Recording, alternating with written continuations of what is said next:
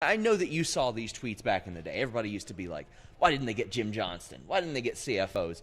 How does it feel to, like, never hear that anymore because of your body of work? Yeah, I still get it from time to time, almost daily, but I've learned to kind of be comfortable in my own space.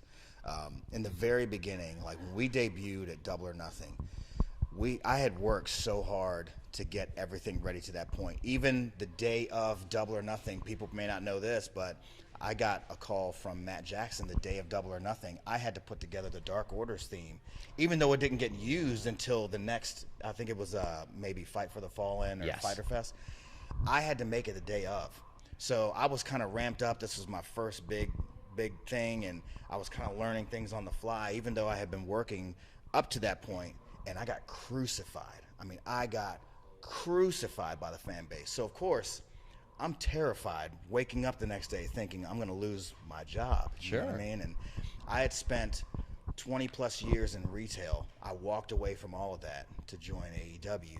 I had spent 10, 12 years building up the music to that point, and I thought that maybe I walked away from a sure thing, and now I'm going to lose this and then not be able to go back to this thing because the void has already been filled.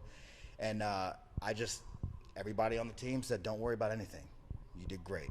We'll just keep building on it. So I made it a point to myself every single day, try to learn something new, try to do this, try to do that. So it just kind of built to that point. And I eventually, and I think it was when Sting's theme debuted, when things kind of clicked. Yeah. It kind of clicked and it kind of moved away from that. And again, I still hear it every now and then, but I remember specifically having a conversation with Cody. And we were just kind of texting back and forth, and he was like, you're the guy for the job. We chose you. Don't worry about anybody else. There's always going to be somebody that's going to try to put you in a box. There's always going to be somebody that's going to try to pigeonhole you, compare you to somebody else. It happens. And he's like, as things get bigger, it could possibly get worse. He said, but it could possibly get better. He said, just know that we chose you for a reason, and we believe in you. And it was just after that, I let it go, and I came to the realization that I'll never be Jim Johnston, I'll never be CFO, I'll never be Dale Oliver, I'll just be me, and it's very liberating to be able to go in and create and not feel like you're standing in somebody's shadow or have somebody kind of standing over you or have a monkey on your back or something like that. So I think it's made a huge difference just in my own personal workflow and the stress level. I mean, we all have stress, and but something like that is just one less thing that I have to worry about. Have you ever had any conversations with the Jim Johnston, either the guys from CFOs, Jimmy Hart, Dale Oliver? I've reached out to Jim before I got to AEW. I never got a response back. I reached out to CFO before I got to AEW. Never got a response back.